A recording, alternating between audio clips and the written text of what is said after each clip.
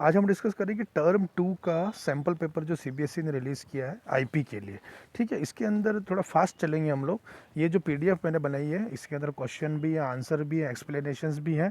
ये मैं आपको शेयर कर दूंगा। जो यूट्यूब पे आपको वीडियो मिलेगा उसके डिस्क्रिप्शन में जाइएगा, नीचे डिस्क्रिप्शन में आपको इस पीडीएफ को डाउनलोड करने का लिंक मिल जाएगा। ठीक है, अब अपन आ जाता है पेपर पे। 2 घंटे का पेपर होगा, 35 नंबर का पेपर होगा, 3 सेक्शन में होगा, ए बी सी। पहले सेक्शन में 7 क्वेश्चन होंगे 2 मार्क के, दूसरे सेक्शन में 3 क्वेश्चन होंगे 3 मार्क्स के, तीसरे सेक्शन में 3 क्वेश्चन होंगे 4 मार्क्स के। 4 क्वेश्चन में आपको चॉइस मिलेगी जहाँ पर और करके लिखा रहेगा। स्टार्ट करते हैं सेक्शन ए, जिसमें हर एक क्वेश्चन 2 मार्क्स का है। बहुत आसान सा है। पहला क्वेश्चन में 2 नंबर का, एक अमन नाम का कोई वेबसाइट डेवलपर है, उसने वेबसाइट बनाई है, तो उसको स्टैटिक वेब पेजेस और डायनेमिक वेब पेजेस में क्या डिफरेंस है ये समझ में नहीं आ रहा है, तो हमें डिफरेंस बताना है। तो स्टैटिक वेब पेज क्या होता है? एक स्टैटिक ऐसा वेबसाइट में ऐसा पेज जिसमें कुछ चेंजेस नहीं होता। जैसे मेरा एड्रेस मुझे बताना है, तो बस मैं एक बार एड्रेस लिख दिया मैंने, एड्रेस वही दिखेगा हमेशा, उसमें कुछ चेंजेस कुछ नहीं होगा। वो स्टैटिक पेज है। और डायनेमिक वेब पेज क्या होता है? जिसका कंटेंट बार बार चेंज होता रहता है। जैसे कि मैंने एक पेज बनाया जिसमें मैं, जैसे अपना फेसबुक की वॉल है, जो यूज़र आईडी होगा उस यूज़र आईडी के अकॉर्डिंग आपको उस पेज पर कंटेंट दिखेगा। ठीक है, तो डायनेमिक वेब पेज का क्या होता है? इसका कंटेंट चेंज होता रहता है। स्टैटिक वेब पेज का कंटेंट चेंज नहीं होता है। स्टैटिक वेब पेज के अंदर डेटाबेस से इंटरेक्शन नहीं होता है, क्योंकि स्टैटिक वेब पेज पे कुछ चेंज हो ही नहीं रहा है। और डायनेमिक वेब पेज का डेटाबेस से इंटरेक्शन होता है, क्योंकि वहाँ पर चेंजेस होता रहता है। ठीक है, आगे चलते हैं। इसने इसी क्वेश्चन के अंदर एक और करके दिया है, लेकिन और में भी इसने वही बात थोड़ा सा घुमा फिरा के पूछ लिया कि वेब पेजेस और वेबसाइट में क्या डिफरेंसेस है। जैसे कि एक वेबसाइट के अंदर बहुत सारे वेब पेजेस हो सकते हैं, contact us, about us, product gallery. तो वेब पेजेस मिला के एक वेबसाइट बनती है। एग्जाम्पल के लिए किताब है, उस किताब का में कई सारे पेजेस हो सकते हैं। पेजेस को आप समझ लो वेब पेज, और बुक को समझ लो वेबसाइट। ठीक है, इतना ही है इसके अंदर डिफरेंस। ये दिखा था। इसके बाद एक क्वेश्चन आया है, ये पूछ रहा है, कुछ प्रॉपर्टी दी है कि मैं कौन हूँ। मैं एक छोटी, ये बोल रहा I am a text file, मैं एक टेक्स्ट फाइल हूँ, मैं यूज़र के कंप्यूटर पर रहती हूँ। ठीक है, मेरे अंदर यूज़र नेम, किसी यूज़र का यूज़र नेम, उसका पासवर्ड, उसकी ब्राउजिंग हिस्ट्री, वो ब्राउज़र पे क्या क्या करता है, इस टाइप की चीज़ें सेव रहती। मैं कौन हूँ, हु एम आई। तो भाई ये इसका आंसर रहेगा कुकी। ये क्या चीज़ है? कुकी है। कुकी क्या करती है? आपकी पर्सनल, आप क्या क्या वेबसाइट आप ब्राउज़ करते हो वो चीज़ आपकी सेव करती है। आपकी हैबिट्स क्या क्या ऑनलाइन, आपको क्या क्या पसंद है, आप मतलब आप वेब पे क्या क्या करते हो, ये सब कुछ सेव करता रहता है। तो ये फिर इसका करते क्या इस डेटा का? ये डेटा काम आता है आपको एडवर्टाइजमेंट दिखाने के लिए, टारगेटेड एडवर्टाइजमेंट। छोटा बच्चा है तो उसको छोटे के हिसाब से बताएंगे, और आप अगर बार बार खिलौने सर्च मारते हो तो आपको खिलौने का एडवर्टाइजमेंट दिखाएंगे, आप बार बार बुक सर्च मारते हो तो आपको बुक का एडवर्टाइजमेंट दिखाएंगे, इस तरीके के। तो एक वेबसाइट, हर वेबसाइट आपके कंप्यूटर पे कुछ ना कुछ सेव करती है, उसको बोलते हैं कुकी। और सबसे ज़्यादा डाटा तो आपका सेव करता है गूगल। ठीक है, अच्छा, इस कुकी से क्या बचा जा सकता है? आप आपके ब्राउज़र के अंदर एक सेटिंग में जाके कुकीज़ को डिसेबल कर सकते हो। डिसेबल करने के बाद आप प्राइवेट ब्राउजिंग शुरू करोगे तो आपकी कुकी का डाटा सेव नहीं होगा, लेकिन इसका प्रॉब्लम ये आएगा कि फिर आप लॉगिन भी नहीं कर पाओगे उस साइट पे। लॉगिन करने के लिए कुकी ज़रूरी है। बिना लॉगिन आप चलाना चाहो वेबसाइट तो चला सकते हो। अगला क्वेश्चन है, कोई भी 2 पॉपुलर वेब ब्राउज़र का नाम बताओ। तो ये फायरफॉक्स, क्रोम, सफारी, इस पे से आप कोई सा भी नाम, एक 2 नाम लिख सकते हो। फिर एक माई एसक्यूएल के अंदर आया ये कि आउटपुट बताइए। Select power 5.3। पावर फंक्शन क्या करता है? जैसे 5 टू द पावर 3 यानी कि 125, ये आउटपुट आ चुका है। दूसरा क्या फंक्शन है? मॉड 5,3। आपको जैसे कि पता है, ये मॉड मतलब परसेंटेज साइन, जो हम लोग पाइथन में यूज़ देते हैं। परसेंटेज साइन यानी कि जो 5 को 3 से डिवाइड करने पर रिमाइंडर आएगा, उसको बोलते हैं मॉड। ठीक है, तो यही माई एसक्यूएल के अंदर भी यही चलता है। अगर मैं पावर को थोड़ा सा ऐसा कर दूं कि 2⁻⁻3, इसका क्या मतलब होगा? 1/2⁻3, इसका आउटपुट आएगा 0.125। इसके बारे में ज़्यादा जानकारी के लिए आप ये जो लिंक दिया हुआ है इस पर क्लिक करो। आपको अर्थमेटिक न्यूमेरिकल फंक्शन बहुत डिटेल में मैंने समझा रखे हैं। अभी हम थोड़ा फास्ट चलेंगे। इसके अंदर इसने और दिया है, इसने वही फंक्शन थ्योरेटिकली पूछ लिया। पावर फंक्शन क्या होता है, मॉड फंक्शन क्या होता है, हम लोग देख चुके हैं। पावर फंक्शन रिटर्न करता है raise to the power, mod return करता है रिमाइंडर। ठीक है। अगला क्वेश्चन दिया है, एक नव्या ने वेबसाइट बनाई है और उसने उसको होस्ट किया है वेब सर्वर पे। तो ये वेब सर्वर क्या चीज़ होती है, ये आपको पूछ रहा है। तो देखो वेब सर्वर होता है क्या है, हम लोग एक वेबसाइट क्रिएट करते हैं, क्रिएट करने के बाद हम लोग वेब सर्वर पे उसको डालते हैं, सेव करते हैं। वेब सर्वर एक कंप्यूटर होता है जो कि थोड़ा पावरफुल कंप्यूटर होता है, जो 24 घंटे चालू रहता है। वहाँ पर इंजीनियर्स बैठे रहते हैं, उसको बंद नहीं होने देते, ख़राब नहीं होने देते। वहाँ पावर सप्लाई होती है, एसी होता है, सब कुछ होता है। और जो यूज़र होता है जिसको आपकी वेबसाइट ओपन करनी, वो इंटरनेट के माध्यम से आपके वेब सर्वर से वेबसाइट को एक्सेस करता है। तो बीच में पिक्चर्स पे से गायब हो चुके हो, ठीक है। तो वेब सर्वर ये होता है। डिटेल इसके अंदर देख लीजिएगा, आंसर इसमें लिखा हुआ है। अभी अगला क्वेश्चन आ जाता है पांचवा, कि एक रेशमा ने क्वेरी लिखी है, इसको आउटपुट बताइए। तो पहला क्या लिखा है इसने, राउंड ऑफ 8.72 का 3। अब ये राउंड क्या होता है थोड़ा सा मैं बता देता हूँ। नॉर्मल जैसे मैं राउंड देखूँ 2.7 को मैथमेटिकल राउंड करेंगे, 0.7 है, ये 0.5 से ऊपर है तो 2.7 का 3 हो गया। यहाँ देखो 2.5 है तो ये 3 हो गया। यहाँ और अगर ये यहाँ और देखिए आप 2.3 था तो ये 2 ही रहा। ये तो राउंड हो गया। राउंड 2 पैरामीटर लेता है। यहाँ पर मैंने राउंड में सिंपल एक सिंगल पैरामीटर दिया है, मैं 2 पैरामीटर भी दे सकता हूँ। 2 पैरामीटर का फ़र्क क्या पड़ेगा, थोड़ा सा आप समझने की कोशिश करिएगा। ये देखिए 2.763, 1 1 मतलब कि ये जो राउंड करना है 7 को राउंड करना। देखो ये 2.7 लिखा है ना, 7 को राउंड करना है बेस्ड ऑन ये जो 6 लिखा है इसके ऊपर बेस्ड। तो ये 6 जो है ये 0.5 से ऊपर है, इसलिए देखो 2.8 हो गया 7 का। अगर इस 6 की जगह पर 3 होता तो ये 2.7 ही रहता, ठीक है। 1 लिखा मतलब सेकंड वाला। अगर मैंने 2 लिख दिया होता तो क्या होता, जैसे कि इसी एग्जांपल में मैंने 2 लिखा है, देखो राउंड में 2 लिख रहा हूँ, सेकंड पैरामीटर 2 लिखा मतलब कि मुझे राउंड करना है इस सेकंड वाले को, यानी कि 6 को राउंड करना है बेस्ड ऑन थर्ड वैल्यू, यानी कि 3 के ऊपर। 3 की जो ये जो 3 लिखा है इस 3 के हिसाब से इस 6 को राउंड करना है। तो ये 3 है इसलिए 2.76 ही रहा।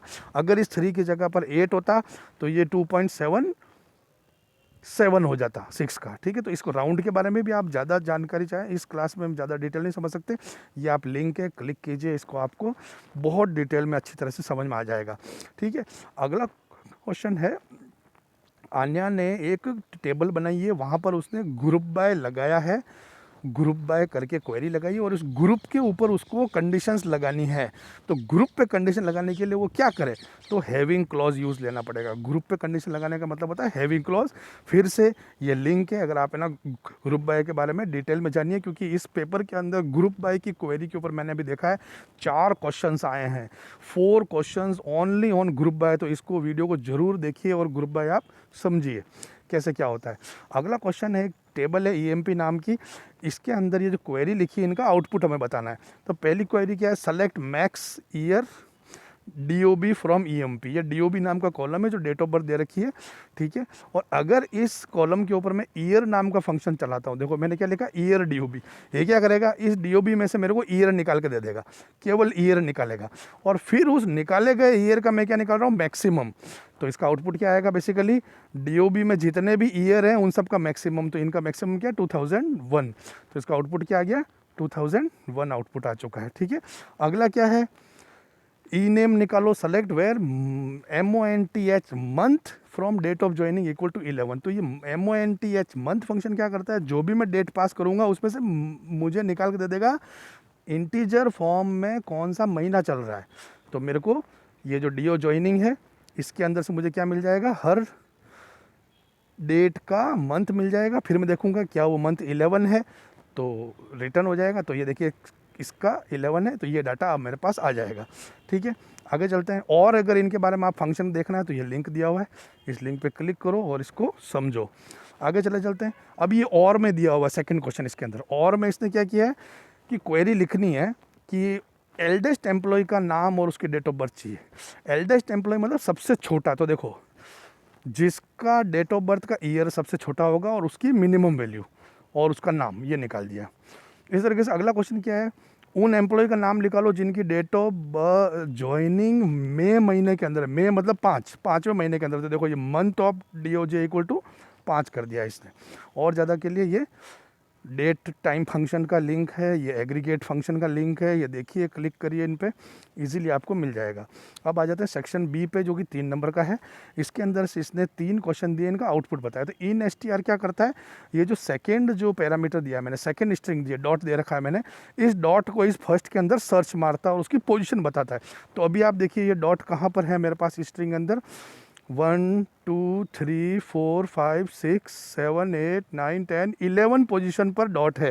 तो आउटपुट क्या आ गया, 11 आ गया। इन एस टी आर सर्च मारता है। दूसरा क्या कह रहा है, सब एस टी आर। सब एस टी आर क्या करता है, सब स्ट्रिंग निकाल के देता है। सब स्ट्रिंग मतलब इस स्ट्रिंग के अंदर 7 से शुरू करो और 4 कैरेक्टर लेके आओ। 7 से शुरू करो मतलब 1 2 3 4 5 6 7, यानी कि सी से शुरू करो और 4 कैरेक्टर लाओ, 1 2 3 और 4 कैरेक्टर। तो आउटपुट क्या आ गया, CBSC। फिर अगला क्या कह रहा है, लेफ्ट, इस स्ट्रिंग के अंदर लेफ्ट साइड से 5 कैरेक्टर निकाल लो। तो 1 2 3 4 5 एग्जाम्स, ठीक है, इजी है। इसके बारे में भी आप स्ट्रिंग फंक्शन के बारे में ज़्यादा जानकारी चाहें तो ये इस लिंक पे क्लिक करो, आपको स्ट्रिंग के फंक्शन मिल जाएंगे। आगे चलते हैं। इसी का और का एक क्वेश्चन था, एक MySQL की टेबल है होटल नाम की, टेबल का इसने केवल स्ट्रक्चर हमें दे रखा है, DESC, डिस्क्राइब कमांड या डिस्क्राइब दे रखा है। अब इसके अंदर ये कह रहा है कि पहली क्वेरी आप लिखिए कि लास्ट 2 कैरेक्टर फेच करिए यूज़र आईडी कॉलम के, लास्ट 2 कैरेक्टर, लास्ट यानी कि पीछे से, तो क्या करेगा, राइट फंक्शन आएगा, राइट कॉलम का नाम और लास्ट में 2 कैरेक्टर निकालना है, ठीक है। अगला क्या बोल रहा है ये, display value of name column in lower case, name को लोअर केस में डिस्प्ले करिए। तो कौन सा फंक्शन लगाया मैंने, सेलेक्ट लोअर नेम, लोअर की जगह पे मैं एल केस भी लिख सकता था। तीसरा क्या क्वेश्चन है, 3 कैरेक्टर निकालिए तीसरे प्लेस से, सिटी के अंदर से, जो सिटी नाम का कॉलम है उसमें तीसरे कैरेक्टर से शुरू करके 3 कैरेक्टर निकालिए। तो हमने अभी ऊपर देखा था मिड फंक्शन, ये मिड, सब एस टी आर और सब स्ट्रिंग एक ही नाम है, तीनों फंक्शन एक ही काम करते हैं, कोई सा भी नाम लिखो। तो मैंने मिड लिखा है, सिटी कॉलम का नाम, 3 से शुरू करो और 3 कैरेक्टर लाओ, ठीक है। ये क्वेश्चन हो गया है। और ज़्यादा जानकारी ये आपके पास लिंक है, फिर से आप क्लिक कर सकते हैं इसके ऊपर। अभी है रीना एक MySQL पे काम कर रही है। अब तो पहला क्वेश्चन है कि नाउ क्या होता है। नाउ एक फंक्शन है जो मुझे रिटर्न करता है करंट, डेट और टाइम, दोनों, डेट भी देता है और टाइम भी देता है। इसका पर्पस ये तो ये हो गया कि मुझे डेट टाइम देता है। अब ये पैरामीटर क्या क्या एक्सेप्ट करता है, नाउ कोई भी पैरामीटर एक्सेप्ट नहीं करता, ये सिंपल विदाउट पैरामीटर हम लोग इस फंक्शन को लिखते हैं और ये हमें रिटर्न कर देता है प्रेजेंट, डेट और टाइम। अभी बोल रहा है कि ये किस फॉर्मेट में डेट और टाइम रिटर्न करता है। तो इसका फॉर्मेट बहुत इजी है, देखिए आप, यानी मंथ, DD यानी डेट, उसके बाद आता है 4 बार Y, ये मिसप्रिंट हो रहा है, DD 4 बार Y, इस फॉर्मेट में डेट आती है, फिर एक स्पेस और फिर ये H, हॉवर, मिनट और सेकेंड, इस फॉर्मेट में आपको डेट मिल जाती है, ठीक है। ये फंक्शन का लिंक है ये। आगे चलते हैं। MySQL का फिर से एक क्वेश्चन आया है कि आपको किसी स्ट्रिंग में से स्पेस रिमूव करने हैं, लीडिंग, ट्रायलिंग एंड बोथ। लीडिंग मतलब स्ट्रिंग शुरू होने से पहले, जैसे कि स्ट्रिंग है देव, अगर इससे पहले कोई स्पेस है तो वो मुझे हटाना है, इसके बाद कोई स्पेस है तो वो मुझे हटाना है, ठीक है। तो ये स्पेस किस तरीके से हटाए जाते हैं, तो इसका फंक्शन का नाम है, पहला फंक्शन है एल ट्रिम। एल ट्रिम मतलब कि स्टार्टिंग के स्पेस हटा देता है। दूसरा फंक्शन है आर ट्रिम, ये क्या करता है, राइट साइड के यानी कि पीछे से स्पेस हटा देता है। तीसरा फंक्शन है ट्रिम, ये दोनों साइड के स्पेस हटा देता है। जैसे कि यहाँ पर आप एग्जांपल देखिए, मैंने एक देवेंद्र सिंह नाम की स्ट्रिंग लिखी है और उसका मैं लेंथ निकाल रहा हूँ और देखो मैंने शुरू में 3 स्पेस जानबूझ के दे दिए, पीछे भी 3 स्पेस जानबूझ के दे दिए, बीच में भी मैंने कुछ एक्स्ट्रा स्पेस दे रखे हैं। ध्यान से देखना आप, शुरू में भी स्पेस है, बीच में भी स्पेस है और पीछे भी स्पेस है, और मैं इसकी निकाल रहा हूँ लेंथ। तो ये लेंथ मेरी आई 24। इस 24 के अंदर क्या क्या काउंट हुआ, सारे स्पेस भी काउंट हुए होंगे और देवेंद्र सिंह स्ट्रिंग भी काउंट हुई है, ठीक है। अब देखो मैं ये वापस से लेंथ निकाल रहा हूँ, लेकिन ट्रिम करने के बाद उसी स्ट्रिंग को मैंने ट्रिम किया, उसके बाद उसकी लेंथ निकाल रहा हूँ, तो आउटपुट क्या है, 18 आया। क्यों आया आउटपुट, इसने स्टार्टिंग के जो 3 स्पेस थे इनको माइनस कर दिया, हटा दिए, पीछे के 3 स्पेस हटा दिए, यानी 6 स्पेस हटा चुका है 24 में से। तो 24 माइनस 6 18 होता है, तो लेंथ 18 आ गई।